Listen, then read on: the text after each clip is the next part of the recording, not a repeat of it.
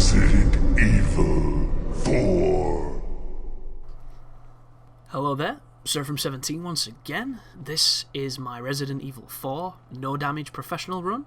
We're in Chapter 4.1, and this is the first part of said chapter. In the previous video I was talking about Devil May Cry 4, and I'm just going to finish up the tangent a little bit, as I think I'm going the wrong way, and it turns out that I'm not. Devil May Cry 4 does something that I think is a cardinal sin of gaming. You spend the first half of the game learning to play a character who plays nothing like the character you spend the final hours of the game playing.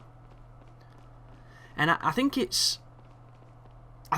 was a bit of a cop-out on the game developer's perspective. Ooh, something I need to point out. I'm not going back because I thought I was going the wrong way. I'm going back because I can now get the broken butterfly from the room that I couldn't get in before. So this is me backtracking to get a free weapon, and it's really worth doing it because it's one of the most powerful ones on the game. But bear in mind, enemies repopulate, so I'm just going to kind of run past them, do a little bit of the old speedrunning tactics without the Bitman glitch, or Ditman glitch, or whatever it's called. But on Devil May Cry 4, when you swap characters, you feel like a new player again. You feel like everything you've learnt is completely contradictory to what you now have to do. And I think that's the greatest downfall of that game. Because when you play as Dante, and you get good at Dante, you get worse at Nero. Because it's a different way of playing. And then when you get good at Nero, you get worse at Dante. And I think if they'd have committed to not having Dante in the game, or having Dante as a spectator, a little bit like Metal Gear Solid 2 did with Solid Snake, I think it'd have been a better title. Because they would have probably given Nero more moves to compensate for the fact you didn't get to play as Dante, who in some instances has too many moves, but half of them aren't that useful. And it's this weird dichotomy of, here's this very user-friendly character who has this insanely powerful grab technique, and then halfway through the game, here's this insanely powerful character who takes a rather large amount of time to learn, and not only learn but get good with, because he plays like the old Dante from the previous games, and if you didn't play those previous games, you don't stand a chance until you've put in some time, because you're just going to get beat up. And it takes a pretty tough person to take your beatings on your first playthrough on a game, which, you know, not everybody's willing to do that, which is why a lot of people will play on easy or play on normal. That's annoying as well, waiting for this bitch. But I was watching some Bayonetta 2 footage from the Nintendo press conference. This is a 25-minute video, by the way. I've only just realised. I hope that's an edit fail on my part, because if not, this is long as shit. Nope, I just checked. It's long as shit. So, tangents galore in this one. But I was watching this person play this Bayonetta demo, and on the comments on YouTube were like, oh, finally someone who knows how to play, like, this guy's really good. And admittedly, when I was watching him, the dude knew what he was doing, he was playing really well, but he put the demo on easy. And I'm sorry, but if you know how to play Bayonetta and you get to play Bayonetta 2, and the options are normal, easy, or easy automatic, you don't pick fucking easy. It's like, what were you trying to impress? Easy does not give you any impression on what that game's going to be outside of easy. And generally, it just turns it into a shooting gallery that's not worth playing. So I wasn't impressed at all by that video because he was playing on easy for some reason, and he was more than capable of playing that demo on normal. He just bitched out, and I don't know why. And I think he was some German dude at a German press event. And I would love to be able to play that demo because it looks amazing, and I can't wait for that game. But it turns out that the offer that I saw on the Wii U, which was a Wii U for £100, is an old promotion that Game were doing, and they're no longer doing it, so it's £250 for a Wii, and I've gone from potentially buying one for my birthday in 7 days to I'm probably not going to buy one. Because if I'm going to be shelling out £250 on a next-gen console, it's not going to be a fucking Wii U. I can tell you that much. Seeing that at £100, I was super excited to get it, and it ended in May, and I was just oblivious to it then, so I've completely missed out, and it makes me really sad. Because in October, Bayonetta 2 comes out, and that is probably my most anticipated game of the year. And I can't play it. And I'm not going to do the thing what a lot of people do with, I hope they port it, I hope this, I hope that. I don't. If it weren't for Sega, the game wouldn't exist, because nobody had the balls or the fortitude or the insight to say, Bayonetta's a great game, it deserves a sequel by a company that make great games. And that company is now making another game that's being published by Activision, which could be a really good thing for Platinum, because not only is it increasing their workflow and getting more titles out there to give them more exposure, but they're working with a publisher that is rather big. And who knows, if it goes down well, if it gets well received and it makes money, Activision might fund them to do other projects. It might be a nice source of money, because the one thing that I realised when watching the Bayonetta developer commentary is that everything that they do and everything that they sacrifice in those games is entirely down to time, schedule and budget. And a lot of stuff they'd love to do, they just can't afford to do it because they're an independent developer. And Inaba, who is the producer for Platinum, he produced some of the finest games of that generation, is looking into possibly stretching their influence into developing, which would add another feather in the cap of an already very creative and gifted design team. And it's just 250 quid for a Wii fucking U, man. I just don't understand that. It's been out 2 years now. Something dumb like that, like a year and a half. And it's still insanely expensive. And when you look at the hardware specs, the thing's got, I think, 2 gigabytes of RAM. I don't know if the other one's got more, and it might be, DDR6 or whatever the good one is, but compared to the specs of the other next-gen consoles, you just can't compare it. And it's a tough sell, even though there are some really good-looking games going for it. But in the light of the stuff coming to actual next-gen, it's a really difficult justification for a purchase. Which is a shame, because I'm craving to play Wonderful 101. Because I think that game looks amazing. And silly, and just way up my alley, because it's a mixture of like Okami, Beautiful Joe and Pikmin. But here we are moving towards these crazy... Like, where do these exist in castles? Whoever was the architecture of this place is a pretty gifted and just crazy, eccentric genius, because can you imagine having a lava pit in your house? And I'm not talking that dude who works for Disney, who works for Pixar or somebody, who uses his compositing skills to put lava on his floor next to his kid, so his little kid's, dodging all these fantastic looking effects. I'm talking actual lava. Look at this place. Like, doesn't lava dictate that somewhere there's a volcano, or somewhere there's a split in the crust that allows for the magma to be released? But here this big old lake of fire, and these crazy descending fire-breathing dragon statues, which are all the rage apparently in castles in Spain or wherever the hell this place is based. But the cool thing about this sequence is you can kill those fire-breathing machines by shooting their chains, and you can kill them really quickly if you've got good aim and a decent weapon. But this is always a tense moment when the enemies stand up, because you never know if you're going to get the stun or the kill. Every so often they'll attack you, and if you don't get the flinch, it's a restart every time. And I've mentioned that on Resident Evil 5 they changed how the systems handled flinching enemies and stunning enemies, and it was one of the things I hate the most about that game, because as fun as that game is, putting a shotgun in somebody's face and having them eat it is not a fun experience, and any game that does that should be ashamed, because there's something known as player feedback, and the better the player feedback is, the more empowering it is, the better the player feels. And I'm not asking you to make us feel like gods, make us immortal. I'm just asking for a shotgun to stun a standard enemy, like it does in this game.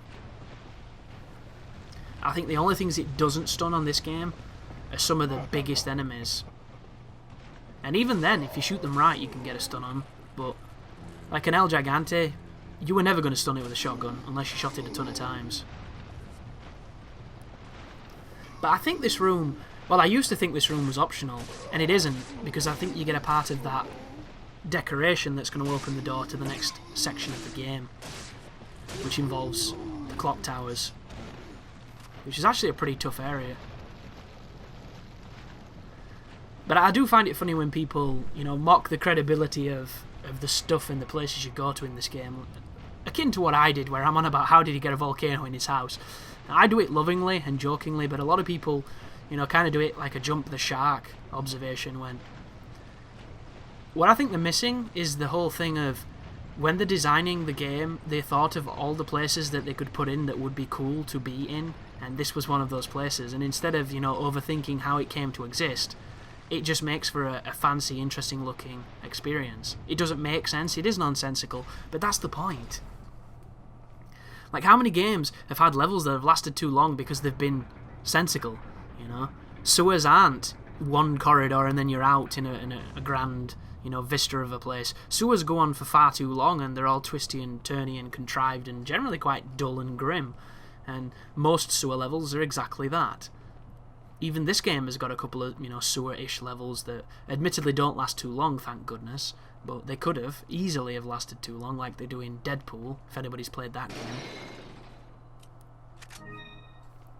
Which, you'd think superhero action games would be more popular, but they just kind of aren't. I think the best one I played was the Wolverine one by Visceral. Visceral proved that regardless of what they make good games. And this was, I think, before Dead Space as well. But there's a mistake on me. You don't have to combine them, you just have to put them in individually. So chuck them in. Which, if you think about it, when we first got to the castle, at the beginning of, Chapter 3, we came to this room within maybe 10 minutes of being in the castle. And then everything since then has been to get the pieces to open that door.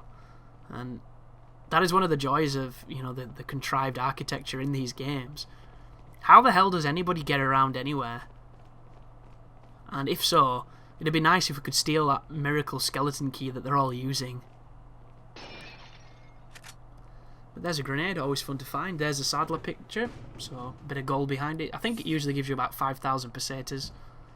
Which, if that much gold equates to 5,000 pesetas, the pesetas is well, gold is really weak in Spain. Because there's no way, because isn't like 5,000 pesetas like £5?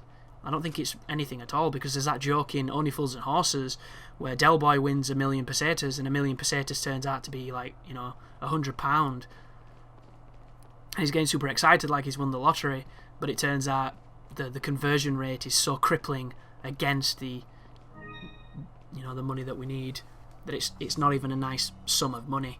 It's kind of like those old school photos of people in Russia pushing those bins full of notes back when inflation was crazy and war was the only thing that we did for fun because there was no telly. Or there was telly, but you had to be rich to own one, kind of like DVD players when they first came out. Sign of royalty if you had a DVD player, apparently. But now we're outside, we're going on another one of these crazy magic carpet rides, whatever the hell they are. It's some kind of roller coaster theme park randomly in his house. Like an on-rails gondola. But how the hell does... Just think, you've got this big army of contractors, these people that are in your house that have been lost, plagued into monsters, and they have to get anywhere. How the hell do you get 100 men down that track when it's a 4-seater?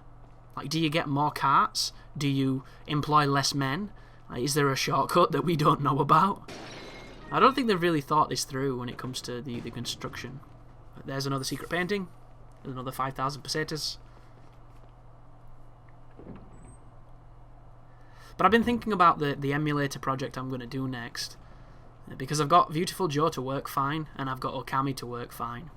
And there's a part of me that would like to try something like a hardest difficulty best rank on Beautiful Joe, but I know it'll be an absolute nightmare, and I think it might also involve not being damaged, and I want to move away from the no damage at this moment in time, because it's featured quite heavily on the channel, and I don't want to give people the wrong impression. Because this is not a no damage channel. It just has a couple of novelty projects that feature that. Ooh, this is a tough room, this. This is a really tough room. And I think I went the wrong way first, so I'm going to come back over here and hit the save point, because this is what I should have been looking at. And if you're not careful, you can miss rooms like this, because sometimes it looks like the doors aren't openable, and unless you get the prompt in front of them, it can be, you know, difficult to know that you can. Usually the doors that can be opened are generally the same colour, they're generally the blue ones. But here's the merchant. Are we going to buy the stock? What are we going to do? We're going to sell some stuff. So right now we have over 300,000 pesetas, which is more than enough to do almost everything we need. And that's the joy of this kind of run. You get so much money. It's staggering.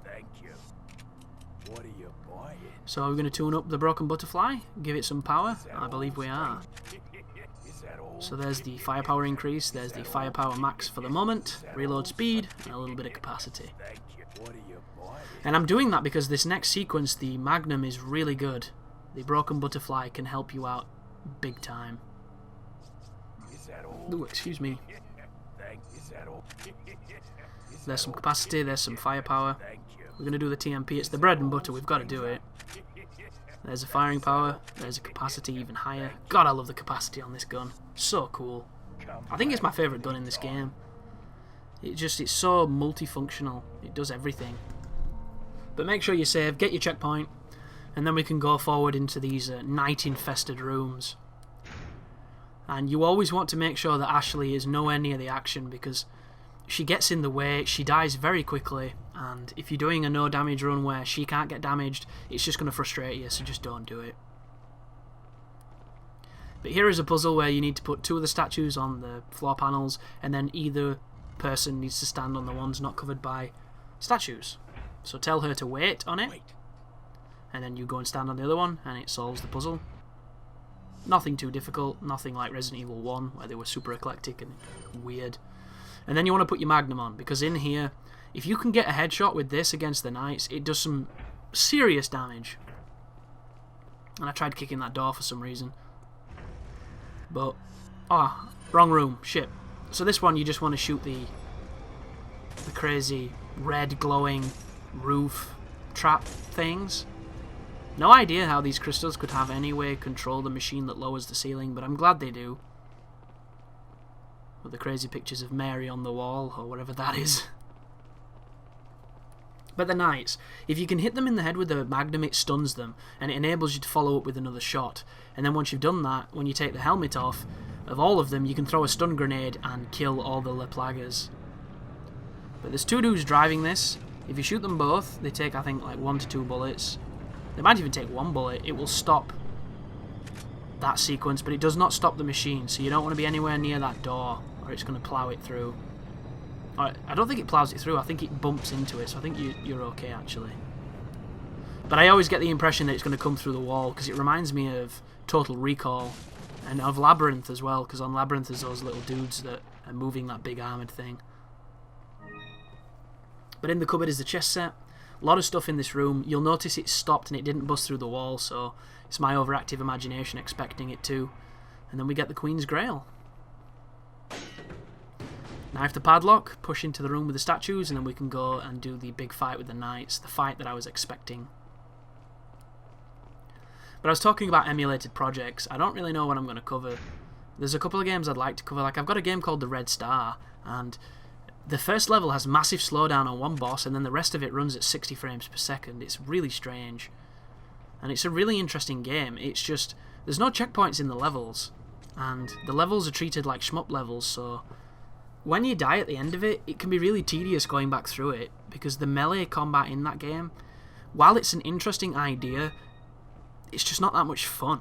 Like, it's the same strategy for every enemy, and at times they throw quite a lot of enemies at you, so it definitely feels a little bit tedious, because I think that game's at its most fun when you're dodging bullets, because I'm a shmup fan and that's why I play those games. So I think I'm probably going to cover a few levels of that, but perhaps not a guide. I might just put up some boss fights and things like that, a little bit like what I did with the Berserk, because once again, the Berserk had some really great ideas in it, but that game as a whole is pretty terrible and not much fun to play. Although there are those stalwart people who like to defend it, who grew up playing it, which is perfectly fine, but at some point you need to realise objectively, just because you like something doesn't necessarily mean it's good, and that can be a difficult thing for people to learn. And there's tons of things that I love that I know are lacking, and you just got to accept it. but some people will, and I'm not going to say fanboyism because I think that word gets thrown around too much and I don't particularly like it, but it's the same mentality of somebody whose first instinct is to defend rather than consider what's being said. And I think that can, stretch out into every walk of life.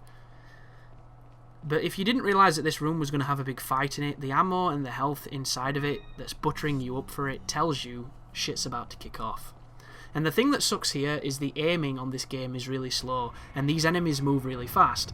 So if you're playing on the Wii, you can do this really quickly and be really accurate. But if you're playing on console without the Wii remote, this bit's tricky as hell, because the laser's awkward to aim with. You've got your guy shaking like he's got cerebral palsy, and then there's these enemies moving wickedly fast and attacking when they move. It's pretty tough. But every so often the AI gets a bit stupid like then, and then that gets the helmet off him, so put the flash grenade on, toss the flash grenade, and it's going to kill all the LePlayers. And do it quick too, because these guys are faster than they look. As soon as that's over, put your Magnum back on and reload, because there's going to be another wave. Don't ask me why, I think it's a little bit overkill, but there you go. So I'm thinking, oh, I've done it. Ah, no I haven't.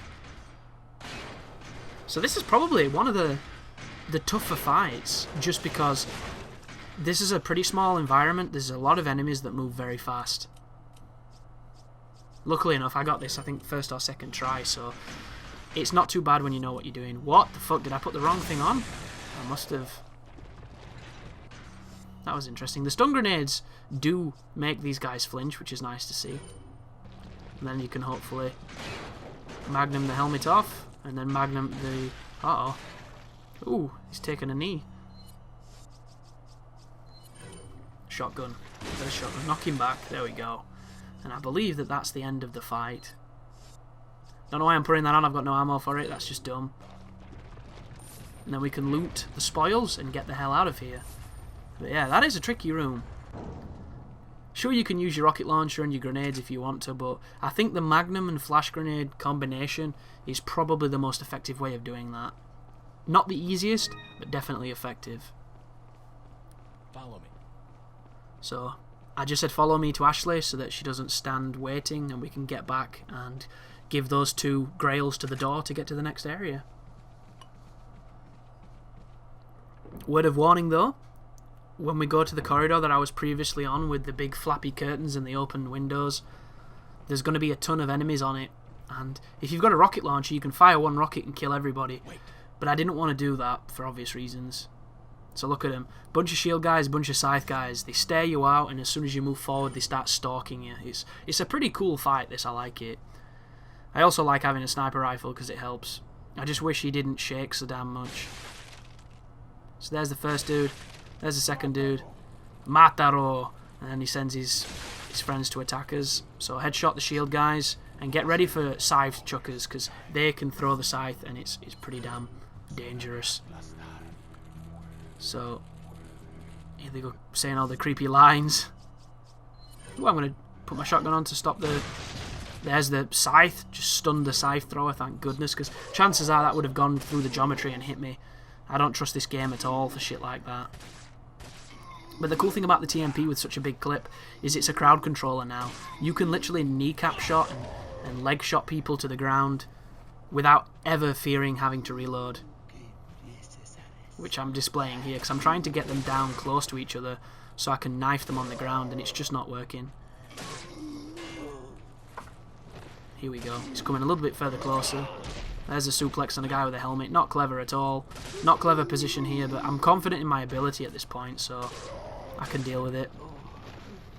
And a lot of this game is confidence. If you're confident in your ability to fight, you'll be so much more successful than you are if you're too tentative and you're not aggressive enough. But sniper's back on. Reload sniper, put on different gun. You should always reload every weapon in your inventory, because if you swap to it in the heat of the battle and he starts reloading, you are dead. It's one of the worst things about these games if you forget to do it. It's one of the things that I will always forever prefer Dead Space for, because you don't have to stand still to shoot. and I think that's revolutionary, and how they didn't think of it I will never know. Follow me.